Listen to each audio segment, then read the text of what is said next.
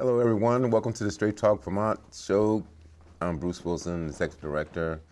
And before we start our wonderful guests here, I want to talk about some of the events we're doing. So I'll start off with this first one, which is coming up. It's coming up real soon. It's March 14th, and it's March 14th at Burlington City Hall Contours Auditorium from 3 to 6. It's called Know Your Rights, and so the goal for this show is to bring in youth service providers, bring in families, and also systemic organization that help you with your goals, dreams, aspirations in life, and help you right on the spot. That's our goal. Lions Club will be there to talk, and they're actually going to be doing direct service with you. They're going to give you eye exams and whatever glasses they give you. I think reading glasses or whatever. But how awesome is that? And then I'm just going to go over a couple of them. April 20th. Which is 420. A lot of people know about that. It's like when everybody across the country be out smoking marijuana, but we're a drug-free organization. But we want to have a good time. It's a hip hop show where people are going to be performing from around Vermont as well as other places, and it's a free event, and they're going to have we're going to have free food, and so it's at the Contours Auditorium as well, sponsored by the incredible Burlington City Council. All these events are sponsored by Burlington City Council, and we're just happy that they're sponsored because they should. And I'll give you one more. And so that's April 20th, 420, 3 to 6, Contours Auditorium, which is in the Burlington City Hall. So May 23rd is going to be Rock Takes Over City Hall. May 23rd, Rock's Take Over City Hall, which is a rock show. And it's going to be a free live performance from the best rock artists in Vermont. Snacks and refreshments will be at these events. All our events are free, and all of them are going to have free refreshments. And you'll have a great time. So you'll see these notices around your town, and hopefully you'll join us. I think our total capacity for Contours Auditorium is 300-some people. So we expect around 250 people, maybe more. Free events with food kind of bring a lot of people with incredible performing artists. But right now I want to talk to my friend for many years, Matt Wolf. Matt from After School Program. Matt, let's talk about, before we get started, we talked about a little bit as we were sitting down. First of all, Matt, how long you been in Vermont? 24 years. Wow, nice. That's nice. I've been in Vermont since 1989, and then people say, oh no, you're not in Vermont, you gotta be 4 generations. And I'm like, I ain't trying to be no Vermont, I'm from Chicago. I'm sticking where I was born and raised, but I love Vermont. I love the mountains and the lake, and I love the skyscrapers in the lake, so I got both worlds, but right. I love Vermont, that's my primarily where I live. And so, what state are you from? Well, that's the funny thing. I'm not really from anywhere. I moved around a lot. I lived in 5 different states before I was 10 years old. Nice. And Florida, Texas, Massachusetts, not just around New England, but all over the place. So Vermont's the longest I've lived anywhere. Right, but as a person who continued to get older, as we do, we woke up this morning, you've experienced a lot, with youth and families, and you saw a lot of things, good things, risky things, you saw a lot about, you better than, about a lot of economically challenged neighborhoods and high risk, and so you're perfect for the after school job because you've seen it, and so you work for the after school program, right? And so, can you talk about that a little bit? What is after school program? Well, Vermont Afterschool in general is an organization that supports after school programs, but really what it is third space programs. So the idea of third space, first space is home, right? Second space is school or work, and a third space would be anything outside of home or school for young people. So it could be sports teams, could be teen centers, after school programs. For me, it was playing music in my basement with friends or whatever. So really we're kind of Vermont working with anyone that works with young people, but that's too long of a name. So it's Vermont After School. Our focus has historically been after school programs, and it's evolved over time, and especially with a lot of the work that I'm doing, and we, and my coworker Marla and Brianne are doing, is getting into things outside of just traditional after school, and even Katie O'Shea does stuff around college and career readiness, and we're starting to dip into mental health stuff and community action things and resiliency and social emotional learning. So really growing in terms of what we do as an organization. Nice, I know. And I've seen a lot of that stuff because you send information to a lot of youth service providers about all the things, suicidal position, suicide prevention, and mental health stuff. And so, you know, I'm really proud of the things you do. And the governor appointed me as well to the Vermont Mental Health, and I said I'm also on the Human Rights Commission. But the Vermont Mental Health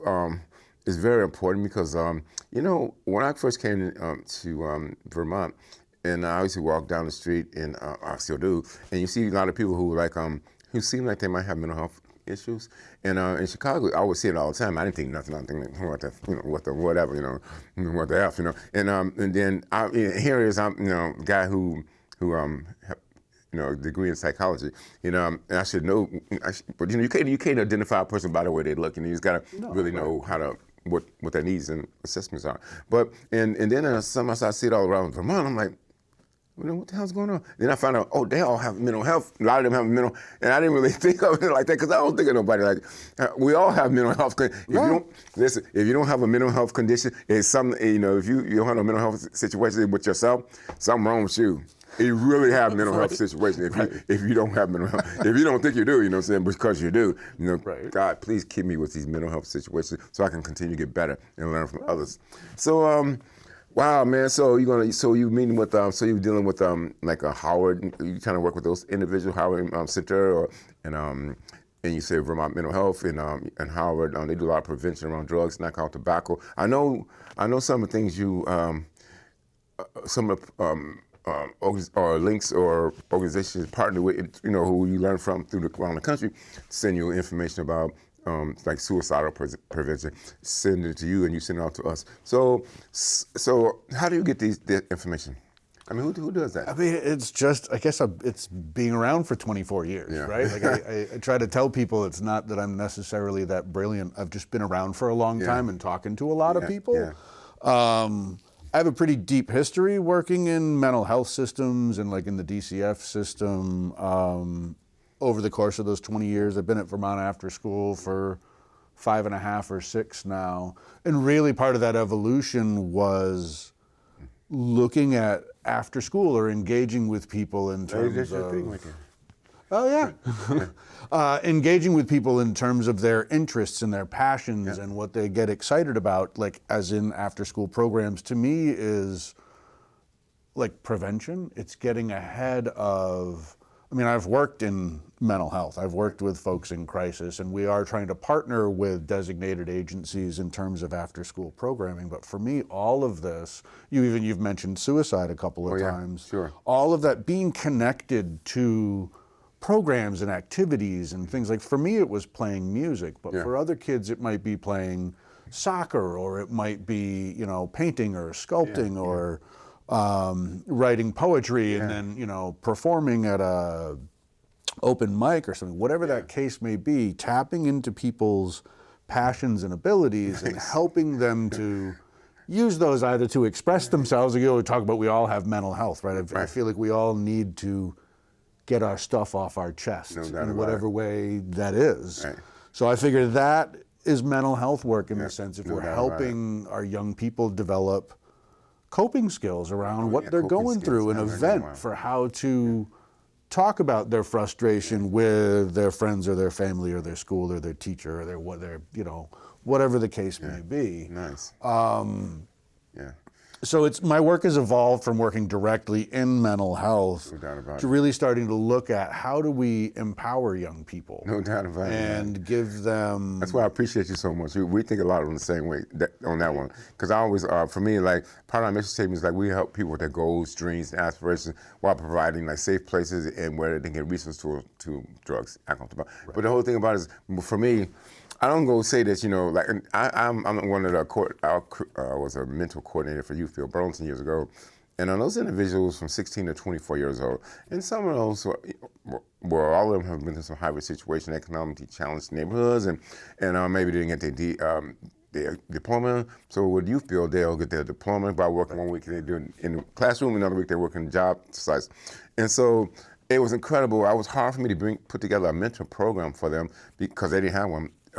Based on that age group, 16 to 24, which is the highest risk on drugs and alcohol, tobacco, and crimes in the world. And so how I did it was, I said, damn, maybe if I can help them, if I can just help them with their goals, dreams, with the things they want to do in life, and matching with those people who they want to do it with, that could be the easiest thing I do. And I still stick with that. You know what I mean? Today, I help people with their goals, dreams, and aspirations by helping them get to the round of people that do those things. You know? And so new people tell me they still use that model because it's so much better that you just help somebody with what they do. And that's what you're trying to say is like, that's what you're saying, like help them with what the hell they want to do. Instead of I said, like I used to tell I don't remember all the things I said to one youth about being a carpenter. I said, listen, boy, you made and this is true, a beautiful birdhouse.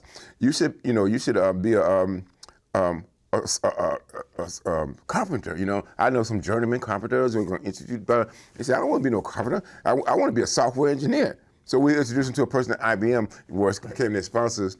And I mean, being their mentor was, we don't use the word mentor, we go mentor, you a mentor, I'm a mentor, everybody's a mentor because we learn from each other.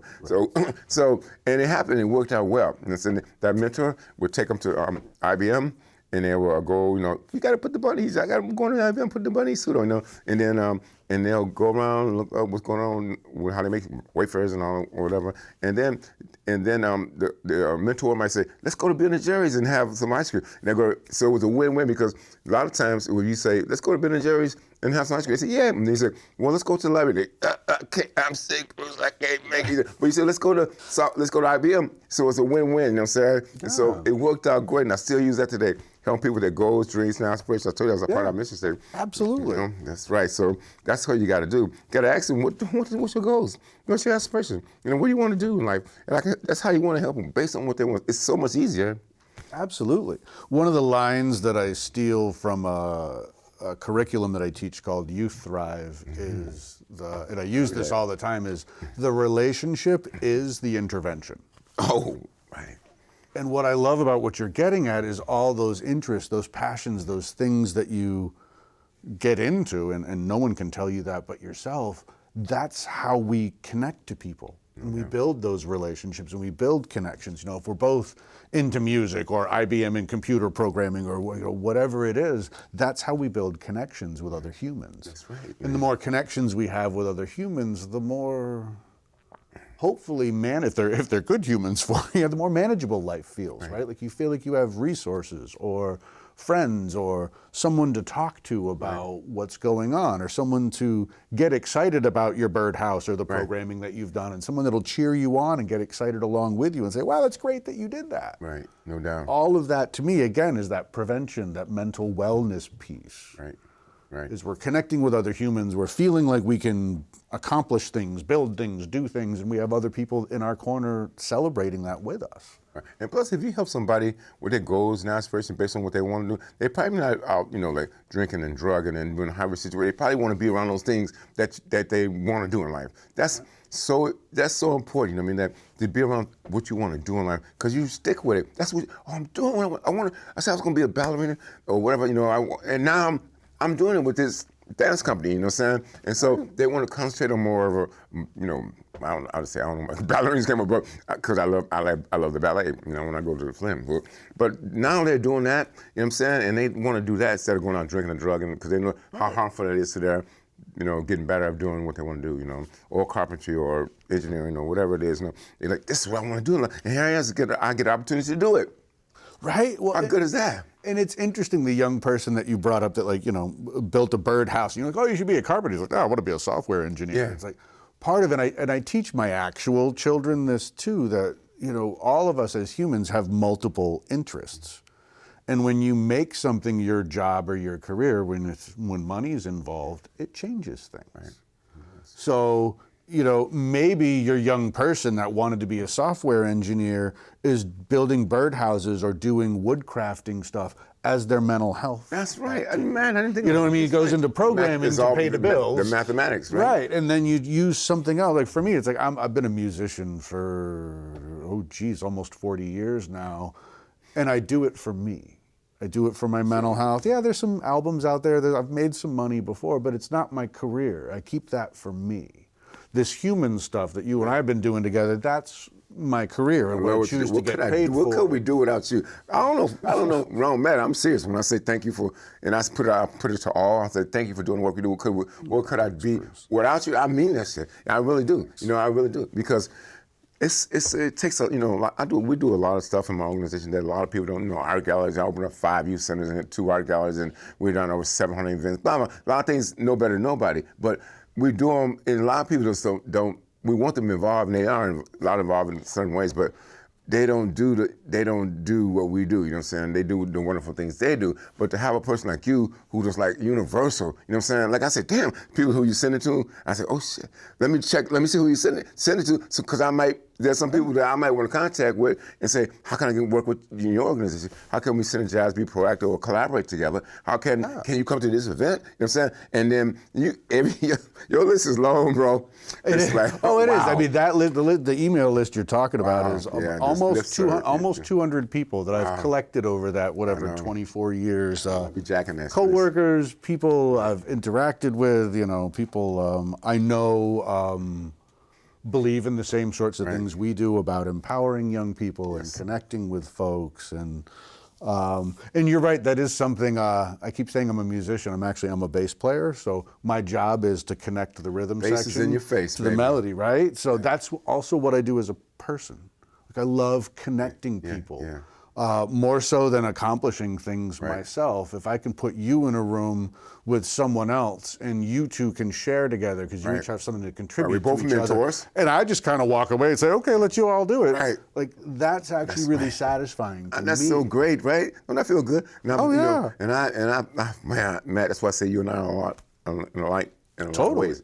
I don't know how many ways, probably the right universal ways to be. You know what I'm saying? But you know what, Matt? Damn, bro. I feel I'm very honored. You know what I'm saying? That you through the years you've been always like, you make sure our stuff get out. I send it to you, kind of like, Matt, just know your rights. Send it, please send it to our partners. Absolutely. You like, bam, you send it right out. Here's our partner. You want this, know your rights. And you send it right out immediately. It's important that I know people across the. You want to, Brattleboro, they don't come to Know Your Rights event, Contours out in Borough. Maybe they will, but at least I know, and guess what?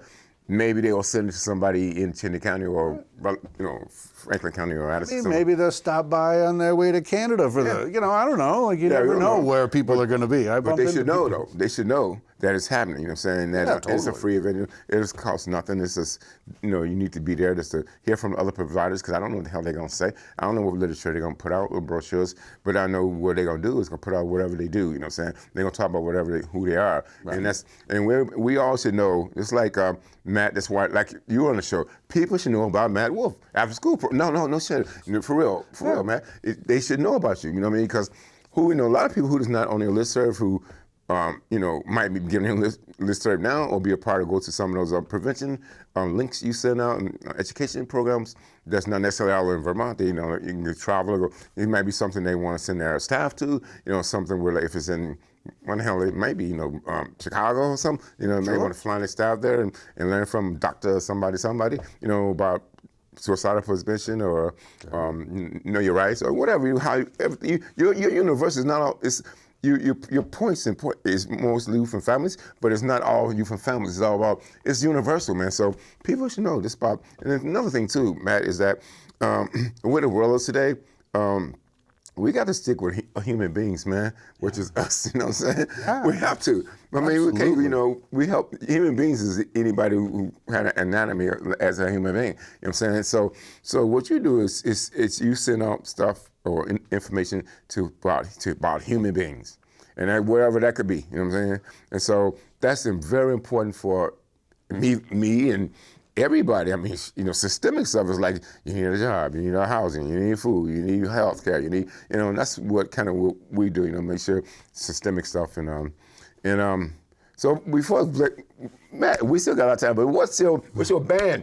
You're the band. Oh, I don't really have anything, nothing big going on right now. I should actually bring your bass guitar. That's why I should have. I could sit here and play some bass now. But I want to get back to what you were saying. I mean, not that I won't talk about music, but I want to get back to what you were saying, because I agree with you that, of course, you and I agree on a lot. But I believe part of the answer to what's going on right now is community, is connection. Man. And just like you're saying, you know, I might share something with a statewide list of people, and you know, someone in Brattleboro might not come up to Burlington for your Know Your Rights event, but they might learn about the idea of a Know Your Rights event. Right. And they might, whether they reach out to you or someone else, may get inspired to want to do that sort of thing in their own community. Or like I sort of like try to encourage people to shamelessly steal from each other, right? Like I share a lot of that stuff to share ideas with folks, knowing that, you know, maybe you're not going to make it down to Bennington for some event that they're doing down there. But if you read about what they're doing, you might say, hey, you know, we could do that up here, or we could do it in St. Jay, or we could do it, you know. So part of that for me is not just, I mean, I hope to help you get folks showing up for events, but is also to share the idea. And a lot of those events and things that you do are about community, are about connecting No doubt people. about it. And that to me is the solution to a lot of you know, our problems, whether we want to talk about mental health or we want to talk about just the broader scheme of things in general. It's coming together as humans and looking out for each other. You know, it's something that's a value in Vermont. Right. I don't want to say, I mean, it's nice that we're outside of COVID, but you know, I don't want to mention it, but one of the things that I really appreciated about that experience was being in Vermont, because communities we look out for each other. We take care of each other. People did drive-by graduation ceremonies and like left birthday presents on front, you know, stoops and stuff, and like sang happy birthday out their, you know, front door or whatever. Like, we look out for each other. Right, we connected. You said something important. You said something important about, you know, the COVID, you know, 19, and it was a, you know, one, even though horrific as it was, it's some good things that came out of it. Like people starting to work from home. You know, now they're from working from home, maybe part-time, whatever, and now they can take care of their kid. We're saving like over $200 a week for childcare. The Zoom came up. Now we can do Zoom meetings that don't have to be. I don't have to go to Brattleboro or bad as I want to go there for a meeting, but I can do it right on Zoom and make my same points and same. So COVID. And then people started, you know, during COVID, people started like you said, embracing each other. They understand about people, start listening more to each other, you know. So even bad as it, horrific as it is, it's had some good points. So I always kind of found what's good and what seemed to be bad. And so you just hit it. You say the same thing and see, man, I told you, bro. I told you. You know, there's a lot of good things came out. Can you imagine the money people will save, and still today from working from home? That was unheard of. Right. I mean, now look at everybody working from home. Well, you see how many emails you get. Well, I won't be in the office today. I'll be working from home for Monday, Wednesday, and Thursday. You know what I mean? Whatever. And they work from home. Now they take care of their kid. And I can use that one because child care costs so much. To take your kid to a child care, now it's cut in half. You know, because you're there with your child. And they learn a lot from being around their parent, you know what I mean? You know, their child. It's being with their, you know, child. And so, man, so COVID has some, it's horrific, but you got to look at what's good about it. And I think I can't say that, you know, all these good points I just said about what it, you know, what it has done for people and get to work from home and, you know, and get to, do the things, you know, Zoom meetings that started. You know, I can't say that's, you can compare that to all the deaths and stuff. No, but I'm saying, but you got to go about what's good, what's happened good about it, because you got your outcomes always want to be positive. You want to go positive and a positive. You don't want to go positive and negatives, because you can always add them up. You always don't have a negative, so you want to make sure it's all good. They're always there. I wish I had my coffee cup with me. It says, if you look for the darkness, you will find it.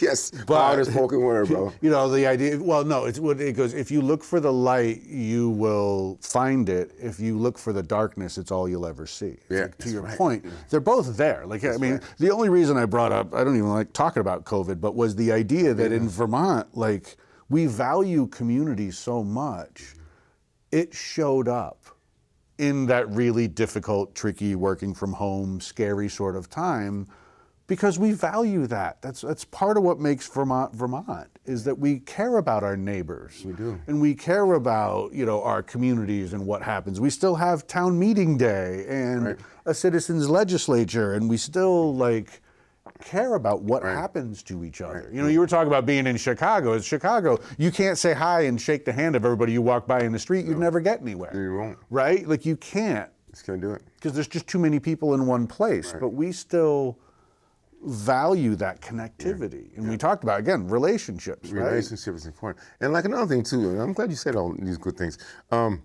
It's like, let's think like, you know, COVID and, you know, like the death of Floyd. Let's think of all the racial equity, inclusion, belonging, diversity, equity, and inclusion. You know what I mean? All these wonderful programs come up about to let's look and actually how we identify with African American people of color like me, and let's see, are we doing something right, or what can we get better at it? And they across the country, and they start a couple of the DI diversity, equity, and inclusion programs. And wow, how big is that? You know, I believe that well, I know for a fact that it's because people start. Let me listen to you know, the reason of this. Let me listen to some history about African Americans.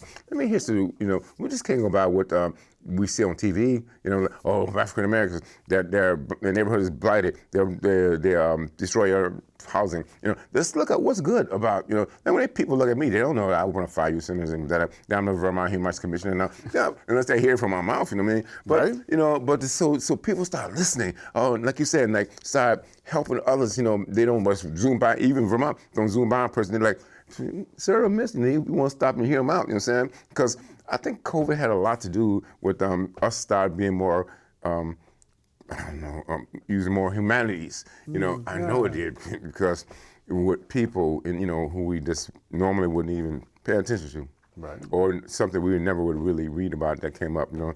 But now I think that people are a little bit more, you know, I'm trying to figure like more humanity. I use that towards each other. And how good is that, man?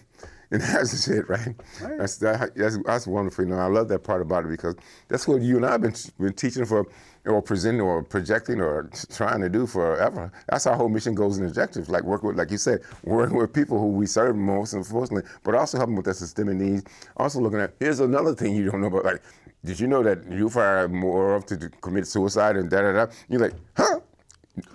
You know? Well, and that's part of the reason why my focus has been youth and young people, in part because of my own experience as a young person, but also in part because I don't feel like we really, as a broad culture, equip our young people really well to handle all the things that you're talking about. Because a lot of, you know, we sort of have this children are seen and not heard culture, and then all of a sudden one day we expect them to be adults. And I'm like, where's the line? Like, what, you know what I mean? Like, what happened? Like, where do you all of a sudden transform into being an adult? Right. And it's interesting, I love part of our mission at Vermont Afterschool is that all Vermont youth are active, engaged, connected, and heard. Right. And that, to me, is about this community piece. Right. Instead of children being seen and not heard, we want them to be heard. We want them to be active. We want them to be engaged. It's why the bulk of the work I do at Vermont Afterschool, I mean, I'm the Senior Associate for Youth Empowerment, is how do we connect with young people, ask them what they want and what they need or what they think needs to change, and then support them to do it. Not even do it for them, support them to do it. Right. So not only that building relationships with each other around a common goal or an interest, but also getting out in the community, again, back to community, creating change in their community, whether it's an event like the stuff that you host, or we've done projects where kids are painting murals for, you know, social justice issues or environmental issues that concern them. You know, we support young people to actively contribute positively to their communities. Because frankly, there's a stigma around teenagers they're causing trouble. Back to you already said it, right? It's about drugs, it's about crime, it's about the things that, you know, the trouble that our teenagers are causing. Having unprotected sex and all that. Right, oh yeah, you can run down the list. And for me, and especially in a population, that sort of brain development, it's why I teach a lot of people about adolescent development, because all of us were very emotionally reactive. You know, we felt things really strongly when we were teenagers, or some of those of us that are feeling things strongly. Adults don't always respond well to that.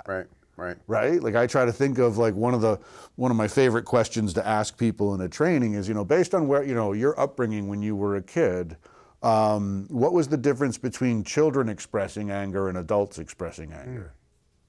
And a lot of times people go, oh. I know. Pretty much because the adults were allowed to yell and scream and be angry, Right. and the kids couldn't say boo about anything. Right, exactly. And especially when you're talking about an adolescent population that feels things really strongly, Right. they need to have the opportunity to express their feelings or express what they're going through. So anyway, I mean, I sort of got myself off track, but that ties back into that passions and interest piece, right? Is we need to give them tools to manage themselves and their feelings and what's going on in life, because we are all so I get emotional, I guess is the best way to put it. No doubt about it. When we're teenagers and we're learning how to handle those feelings, and sometimes in positive ways, sometimes not, but that's all the learning process. And you learn a lot from them too. You know, they'll teach a lot. Right. And like for me, like see, all the youth centers, everything I do with youth, I have youth advisory boards across state, and they make the decision on our programs, project. I don't do no youth events or none of my youth events while me asking them what should we do and what do you think about this, and then they have to agree on it, you know. And we created youth on boards for Cedar Burlington. They sit on police commission, plans commission, blah, blah, and they see me making decisions on all the things that anybody make decisions on, because everything we do is probably for them, right? For our youth today, you know, that's what they do. And why should they be making decisions now? I'm like, a lot of things that I say, yeah, we're gonna have.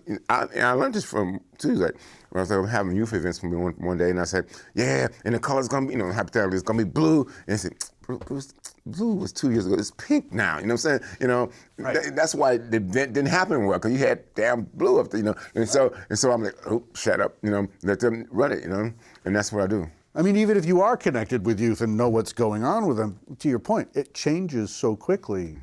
You have to ask. You have to ask them, man. There's been plenty of times I was like, oh, I figured this is what they're going to say. We go and ask them, and they say something different. Like, oh, okay, well, good. It's good. I'm glad we asked. And it's easier that way too, right? It's so much easier. Oh, sure. And it's so much easier. So Matt, so we had a few more minutes. So what's going on? What's updates you want? If you can look at your audience and your camera and tell them what's coming up for after school programs, or what you think what programs or what's out there as far as other youth service providers might be doing, or things that we might should attend in Vermont, or do you have anything up in your brain that you might say? I mean, off the top of my points that might have, like you think we should really pay interest more on for about youth and families, and like, you know, social opposite, alcohol, drugs, tobacco. What do you think? Oh wow! I mean, I didn't come with like specific. No, I'm saying there's some like, you know, but whatever you want to say, Matt. I mean, for me, like again, my work is around 2/3 of my job is supporting adults on how to do what you and I are talking about. How do you? And I use the term share power on purpose because it makes some adults uncomfortable, but I can help you share power with young people. How do you get their input? Have them help you design an event or an interaction. Or whatever it is that you want. So I do a lot of work and training with adults on why. Again, I teach about adolescent brain development so everybody understands why we are the way we are when we're teenagers, so you know how to respond well to it. And so I do a lot of workshops and work with adults, about 2/3 of my job. The other third is working directly with young people doing leadership stuff. Things, the two things that I can think of off the top of my head right now are, number one, that we've had what we call the Vermont Youth Project for several years now. Our historic funder has focused on different projects, and so we're seeking funding sources for it to continue it. But basically, what the Vermont Youth Project is, and it's like my favorite part. I know that program. This stuff. It's we basically support communities to bring youth councils together. Take a look at their community and say, you know, what do you think, the young people, what do you think your community needs? What are the supports that we could put in there? What are the problems that you see and how they could be addressed, whether it's around mental health or potentially suicidality, if it's their, you know, school and things they want to do for that. Whatever the case may be, we support them in them telling us what they think the needs are in their community, and then we give them money to fund the projects that they want to create that community change. So if they say something like, I want to improve youth, you know, mental health in my community, that council leads a granting process where they put a grant out that says, youth in this community, what do you think would be projects that would help the mental health of our young people in this community? The young people in the community get to submit project ideas, and we pay them for it. That's where some of those murals came from. I remember one young woman bought inclusive books, be it about gender or race or whatever, to populate her school library with. She wanted to make sure that there were inclusive books in her school library. That's nice. Kids have done, skate and paint events, have held cooking classes. We had, I think there was 2 or 3 projects that had either built gardens or chicken coops for school, so they could have fresh food. Nice. For their school. So it's so that whole project, the Vermont Youth Project, is the idea of asking young people, what do you think your community needs?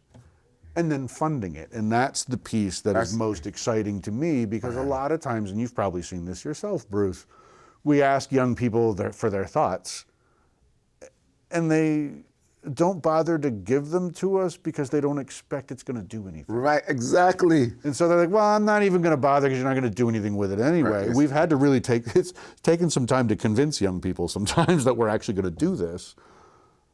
When they see it happen. When it happens, if they wanted this table and the young person can sit there and touch it, it's it's there. Their aspirations get bigger. It went their from my head. Their self-esteem get better. They're more I'm feeling more of a leader. All those things happen to them. I know you're right, man. Yeah, so that's one of my all-time favorite things that we do, because that transformation. I know, I love that part. I love young it. person I start laughing when they tell me that. Oh, I know. It's so funny to me, because they think you bored jabbing or whatever. And I'm like, it's going to happen. It's going to happen. And then you go, boom, happens. And then boom, and you're in charge. You're in charge of it, because you're part of it, So Matt, can you tell everybody what your website is and again, what your need areas are right quickly before we get on? Oh, sure. Yeah, it's VermontAfterschool.org. There's we have the save the date for the annual conference in October.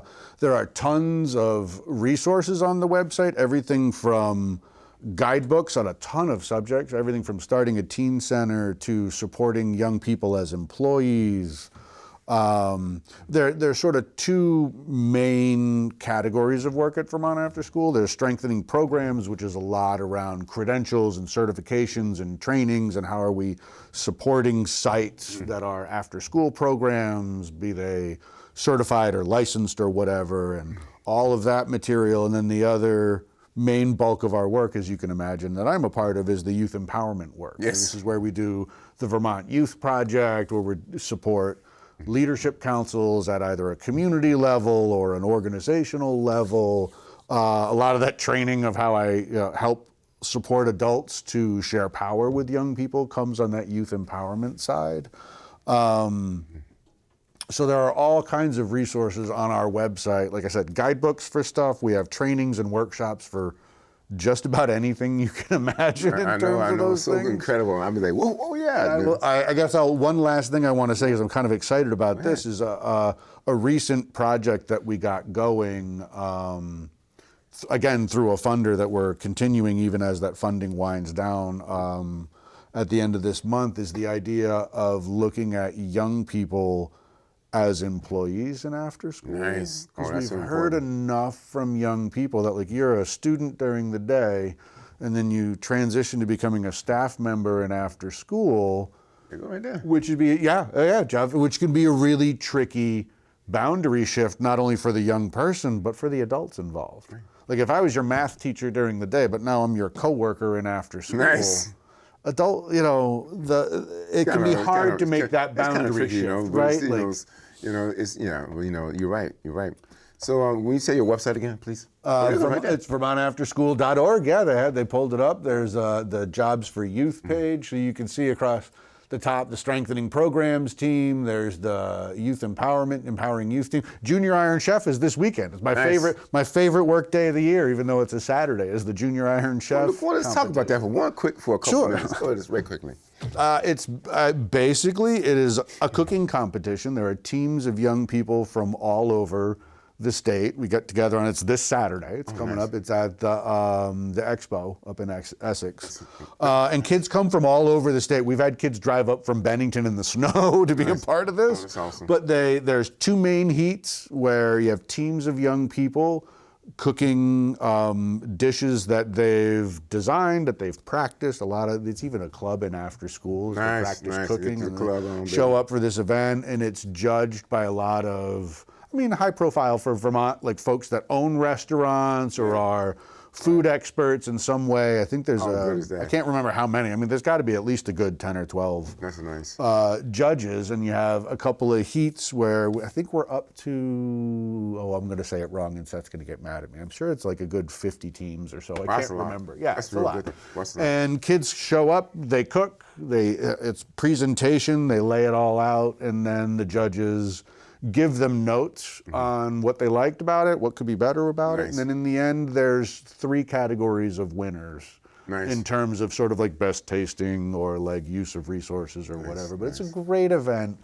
The kids love it. My kids show up for it, even though we have to get up at like 5 a.m. to be there for it, because it's just such a good time watching all these teams cook. And keep their mind going on a positive era. And they might find a dish they might want to do. They might want to say, I'm gonna start using the wok now. To cook with, and I'm gonna start, whatever. Just give them more ideas. Anything positive for you, for anybody, is good. You know what I'm saying? Well, and especially food. We all eat, right? It could be a passion. It could be something they want to get into as a career, or it just could be they want to cook well for their families, right? It doesn't really matter.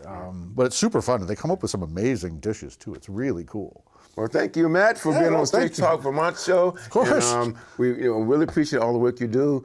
And I'm going to have you back on again soon. Sure, I'll come hang out with you anytime. Well, I want to thank all our listeners and thank you for joining in on Straight Talk Vermont show. Tune in again. Have a good day. Bye.